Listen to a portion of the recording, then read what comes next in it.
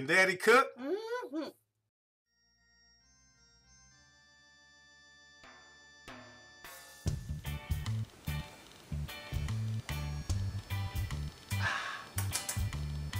Hey America and world, green tea. It's good for you.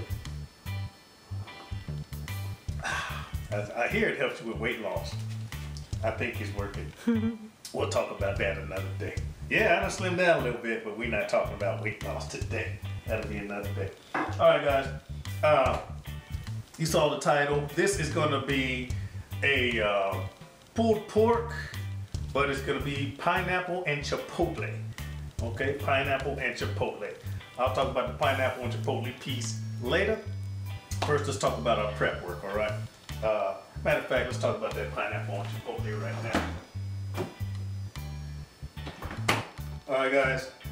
When you make your pulled pork at the end, you'll see this. After you pull all your meat and then you mix, normally barbecue sauce with the pulled pork, all right? Well, I'm gonna be mixing, this is a sweet heat, all natural. I guess it's a chutney or like a relish type of thing. Pineapple and chipotle. Got it from the pork brag commissary. And that's what I'm going to be mixing. It's a salsa, not a relish. It's a salsa. All right, so that's going to be my pow at the end. All right, guys. Now the rest of my supporting cast is going to be a regular traditional smoke. Yep, I'm going to be back on the smoke. All right, guys. I'm smoking this bad boy right here, a Boston butt, 21 bucks. This thing weighs about 11.5 pounds. All right, so I'm guessing it's going to be about 10, 11 hours smoke. But before I take it out to the smoker, y'all, which I'm not gonna do until tonight or possibly tomorrow morning, I'm gonna brine this bad boy. All right, supporting cast for the brine is gonna be some sea salt. All right, this is fine because I want it to dissolve. I'm gonna be using some brown sugar. This is light brown sugar, and I'm gonna use about half the bag. All right, a 32-ounce bag. I'm gonna use about half of it. I'm gonna use apple juice, okay? And I'm also going to cut up this really big onion and throw that in there too. Okay, guys, now, all the brine is a sweet and salty solution that I'm going to soak the meat in, the Boston butt. But before I do, I want to make sure that all the sugar and all the salt is going to be dissolved. So I'm going to put all of those ingredients inside my pot here. And I'm going to bring it to a boil or bring it warm enough so that everything dissolves. And once it all dissolves, let it cool. And then I'm going to put my Boston butt in. Then I'm going to dip my butt in it. And then I'll top it off with water until it's covered. And I'll probably throw some ice in it because I'm going to let it brine in the sink until tonight, 8 hours or so. All right, guys, so let me get my brine together and I will be right back. All right, guys, we're back. Okay, my brine is done. Actually, what? It's been about what, 10 minutes? About 10, maybe 7, 8, nope, 7, 8 minutes. Anyway, I just warmed it up enough to dissolve my sugar and my salt. I didn't bring it to a boil or anything because I didn't have to. This is what it looks like. All right, guys. All right, just apple juice, all the stuff that I told you. With all your floating in it. Tastes pretty good, kind of salty and briny, right, baby? Mm-hmm. Salty and briny, that's good. Now, what I'm gonna do is I'm gonna let this cool before I dip my butt in. That's too. Anyway, okay, guys. Now, it's gonna brine, like I said, for about 8 hours or so-ish. In the meantime, I'm going to be smoking this, a traditional smoke. All right, I'm gonna rub the whole thing down with yellow mustard. Those of you that are new to smoking or haven't been smoking, you will not taste the mustard whatsoever. The purpose of the mustard is to help make a bark and to make sure that my rub sticks to my meat. All right, guys, the rub I'm gonna use is this right here. Kirby Q's pork rub. All right, Kirby Q, thought I forgot about you, didn't you, boy? Kirby Q, he has great rubs. He sent me a while ago. He sent me a beef rub, a chicken rub, and his pork rub. And I told him I was going to use it, and I was going to give him a shout out. Shout out, Kirby Q. All right, guys. And I've been gone, and I'm back, and I'm a man of my word. So, I've already used it some, you can tell. I think I did ribs with it. But this is going to be my rub for his rub for my butt. All right, guys, and then we'll talk about after everything's cooking how we're gonna make this pulled pork.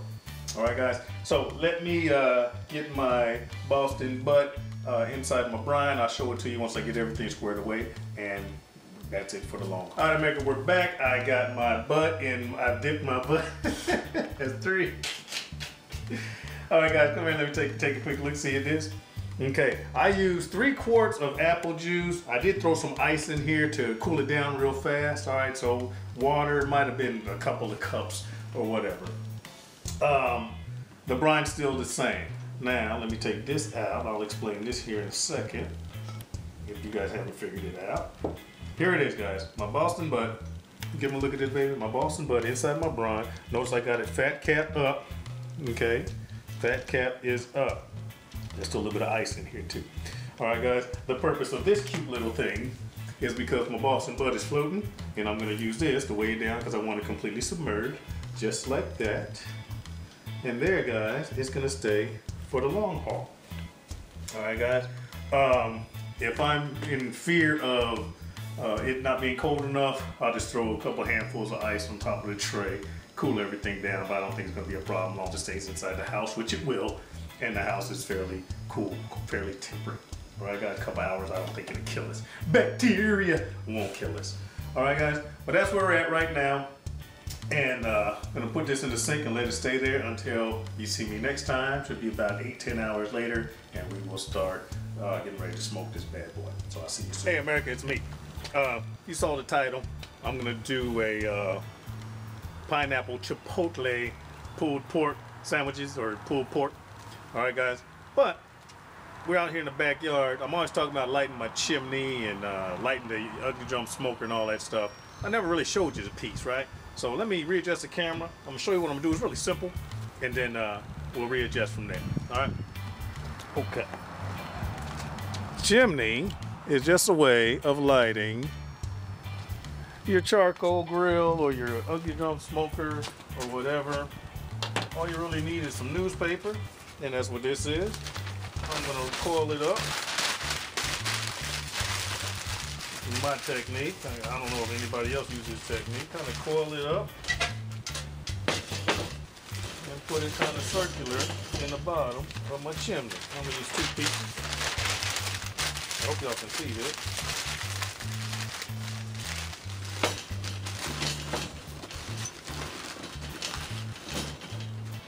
Just like that. All right, guys. Now let me reset. Well, all I'm gonna do is I'm gonna take my charcoal. I'll show you.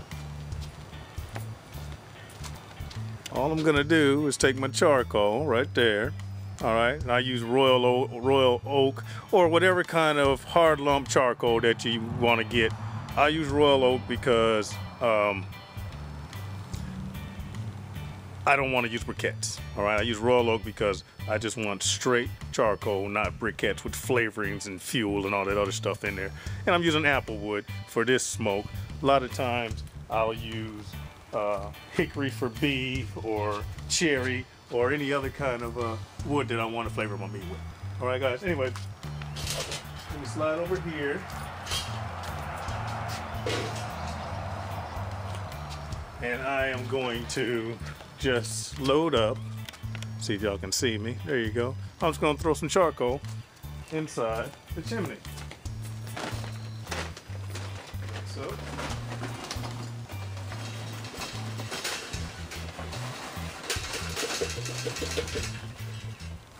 Not too much. That'll work. About 10 briquettes worth. I'll let you guys see it. Hopefully you can. About 10 briquettes worth. All right, guys. Anyway, now all I gotta do is light it.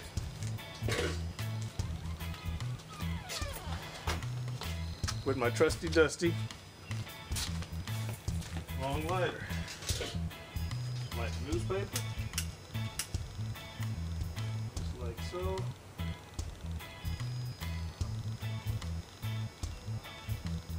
And now I'm going to wait. I don't even know if y'all can see that. And now I'm gonna wait until my coals turn white. All right, guys, that's simple enough? Okay, now while we're at it, let me show you the configuration of my smoker. Real quick, fast. This for all you new guys. That there is the inside of my UDS. That fuel, if you guys saw that video where I did the smoked pork tacos, this is the remaining fuel from that cook. I'm not even gonna add any more charcoal in there, all right, guys? It's just remaining fuel. I'm gonna relight it. What I did do is throw in 3 extra pieces of wood. That piece right there was already in there. I threw in 3 more, so I got 4 in here. And that's it. Once my charcoals turn white, I'm just gonna pour them inside, in there, inside my basket, and let it come to temperature. All right, guys? That's too easy? That's not too hard at all, is it, guys? All right. Now, once again, waiting for the chimney to get hot. And then we're off to cooking. All right, guys? Let me get you back on the tripod. Excuse my hand.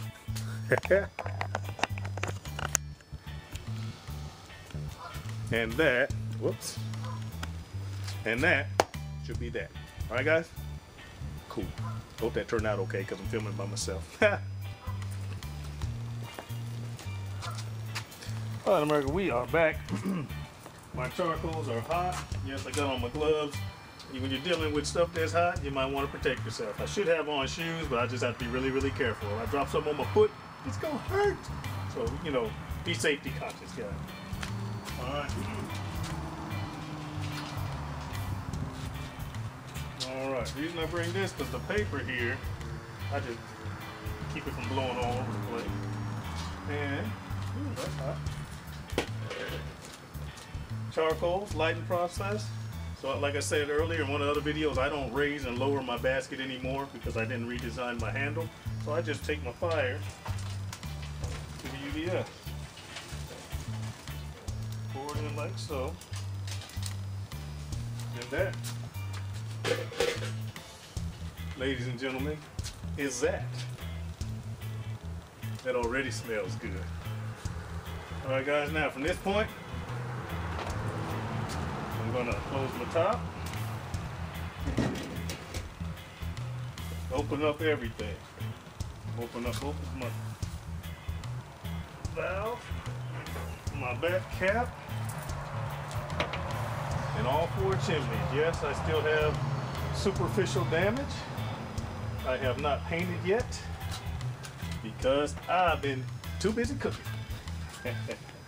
This will probably be the last cook that I do before I take the whole military meat maker apart, sand it down, and repaint it.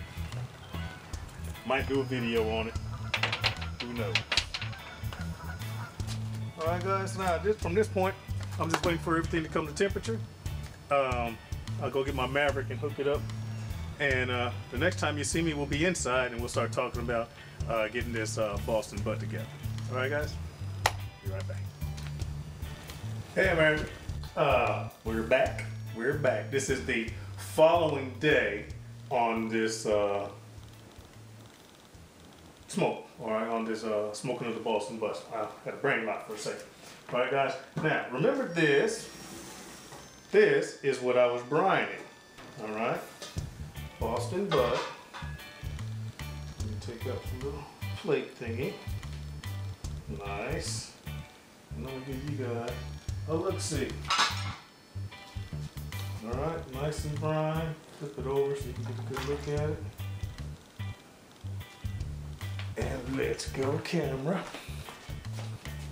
Let you guys take a good look at that. See that? And that's been brining since yesterday. Okay? Now, all I'm going to do is, and excuse me for walking around and moving around, I'm filming by myself right now.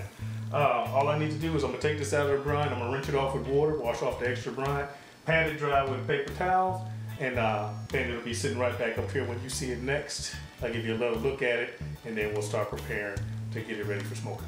All right, guys? All right, America, we're back. There it is, the brined Boston butt, okay?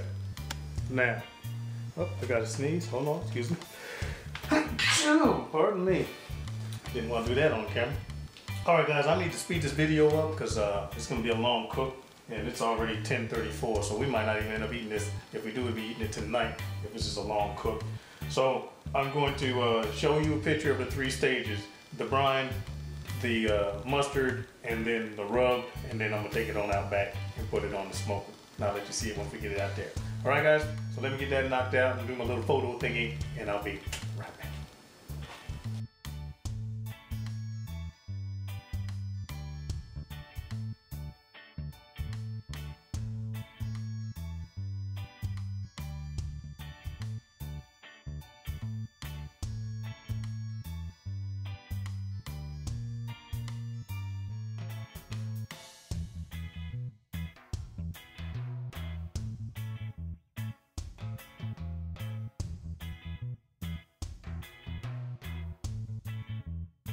All right, guys, there you have it. You saw the photos.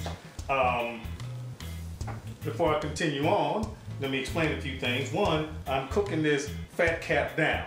All right, the fat cap's gonna be down in my smoker because my heat's generated from the bottom, okay? I did not put rub or mustard on the fat cap. That's gonna be like my heat insulator melting type of thing. There's enough fat inside of the butt for it to still be tender. The whole melting and dripping down inside really isn't what tenderizes your meat. What tenderizes your meat is the fat content inside the Boston butt that's gonna melt inside, if that made any sense to you. All right, guys, I did use, I wanna say this one more time, Kirby Q's pork rub. He probably thought I forgot about it, but I didn't. And speaking of that, guys, I wanna say thank you. In my time away, I had a lot of well-wishing, be safe, keep your head down, and all that stuff people were saying, all right, when I was doing what I do. and also had a very heartfelt welcome back when I got back here to America, and I want to thank all of you guys for that. I want to shout out a couple. I know I can't cover everybody, but a couple. Obviously, Kirby Q. All right. Troy, T-Roy, the Space Cowboy. Him. I want to say thanks, man. I really appreciate it. The Grill Father, I want to give him a shout out. You guys, these names that I'm pointing out, you guys might want to check their pages out. Us YouTubers need to support each other. Check their channels out, guys. They do some good cooking out there. Okay. And a select few others I'll just flash up on the screen as I go through. All right, guys. I want to say thank you, and I am very happy to be back. So are my daughters. All right, guys. Now, smoker out back is holding a temperature of 235 right now. It is a little bit higher than 225, but I want to cook this faster. I don't want this to be a long, drawn out process. All right, guys. So anyway, there it is. You guys saw the pictures, and I'm going to take this out back, and I'll show it to you once it's on the smoker. All right, guys, we are back out back in this beautiful day. Woohoo! And I got the meat on the smoker. All right, military meat makers puffing along, doing what it's supposed to do. Y'all see that smoke, guys? Take a look. That's that light blue smoke. You should not have heavy smoke bellowing out of your smoker, guys, because your meat's gonna be bitter, and that's not good tasting. Something's burning too hot. Something's burning rapidly. Okay, that's how your smoke should look. All right, guys. Now let me take the top off, and I will show you what I'll show you my meat. All right, I'm gonna do this quickly because, like they always say, if you look it, you ain't cooking. No, that's not. All right, let me take you with me.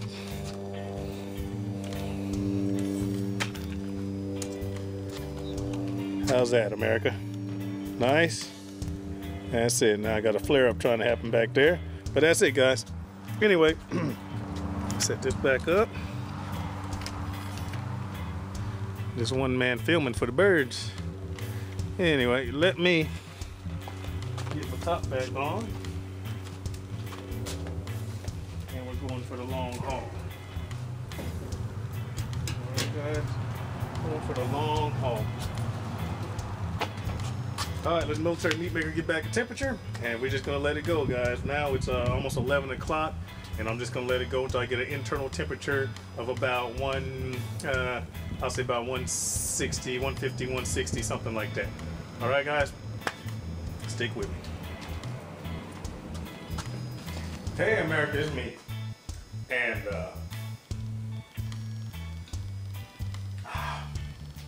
Kelly is red. Anyway. It is 22:19, 10:19 at night. So it wasn't quite a 12-hour smoke. It was more like a 9-10-hour smoke. But it's done. Okay, we are not going to do this pulled pork until tomorrow. So it's going to be a 3-day video. But I will show it to you. Check this out. Got a good bark on it. Very nice bark. And it's pretty much pulled pork tender. All right, guys. But what I'm gonna do is I'm gonna cover it with foil, and I'm gonna let this rest. I'm gonna stick it in the oven until tomorrow morning, and then I guess we'll be doing pulled pork for breakfast or lunch. But I'm gonna let it rest, let it cool down. I'll pull it tomorrow, and we'll finish this video up. And that's all I can say right now. All right, guys. I see you when I see you. Hey, America, this is the following day, day 3. See, I'm dressed different. All right, guys. I pulled this last night. I want to say right around 11 o'clock. All right, I finally reached the temperature of 196, pullable temperature. All right, guys. I think earlier I stated 150, 160. That's when pork is done. But for pulled pork to be able to be pullable, you want to get up to 190 to 200 degrees. I want to make that correction. But anyway, here it is. I let it rest in the oven. There she blows. Beautiful. Got my bark and everything. All right, guys. Now, all I'm going to do now is I'm going to pull it and then start making the pulled pork. Okay. Once I get it all pulled, then we'll start talking about the ingredients with the pineapple chipotle thing. All right, guys. And I need to pull this real quick because my wife already seen it. She's like, hurry up so I can get me a piece. I was hungry. So let me get this done. I'll be right back.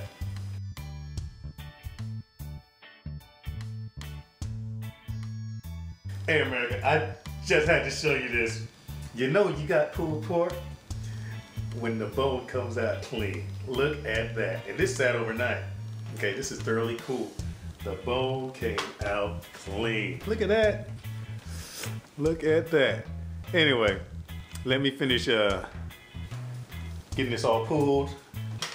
I don't have one of those high-speed claws. I got salad forks. Hey, let me get this all pulled apart, and then we'll move on to the next step. Be right back.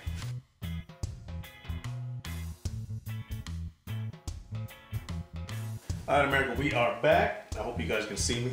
I ain't too high up. Anyway, I've already pulled the pork, but now we're going to this pineapple chipotle pulled pork sandwich. All right, guys. Supporting cast, I got some very, very good bread, cracked wheat Kaiser rolls. Okay. There it is. There's the magic. I'm gonna mix this in there to my pulled pork, and I got some deli coleslaw. Haven't made any myself. That might be another video one day. I might make my own coleslaw. All right, guys. And here is the pulled pork, which is delicious, by the way. I only pulled half of it. The rest of it I stuck in the oven so I can have some for later. All right, guys. Kirby Q, my friend. That rub is delicious. Even my wife's like, woo, this is good. Give me a bite. Give me some. I can't wait for the sandwich. So they already been in it. All right, guys. So anyway, let me mix up my pulled pork, throw the sandwich together. I'm not gonna show you that, guys. I'm just gonna add the salsa into the meat. Good consistency. And then I'm gonna put a sandwich together. I'll show it to you. Then I'm gonna feed my wife. Then I'll make me another one, and then we'll do taste test. All right, guys. So let me get it together. I'll be right back.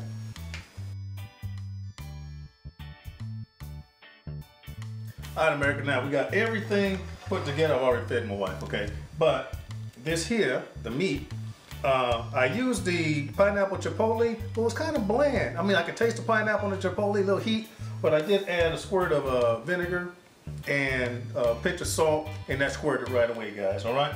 So that's where we are here. All right, my pineapple chipotle pulled pork. I'm gonna throw on me a couple spoons of coleslaw because it ain't a pulled pork sandwich without coleslaw on it. Right, y'all? And this will be my taste test. My wife said it was good. I just haven't tried it yet. So here we go.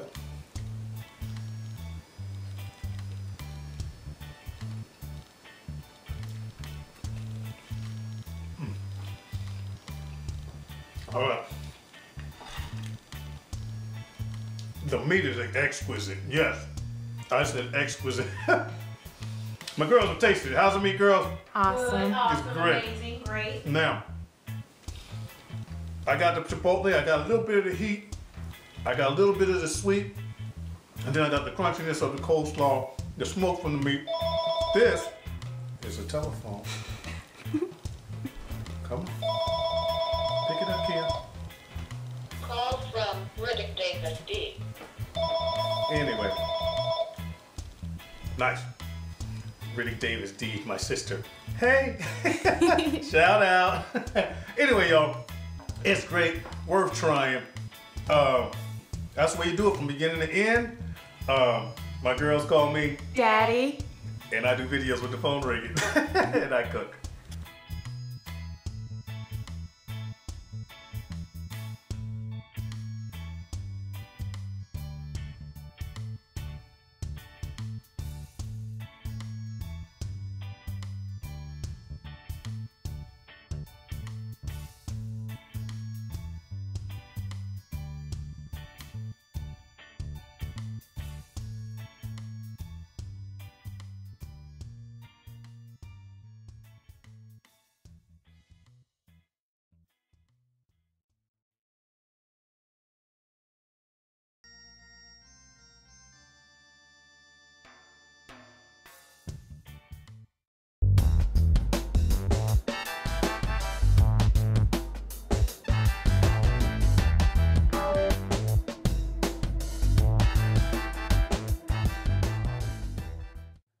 Can Daddy cook?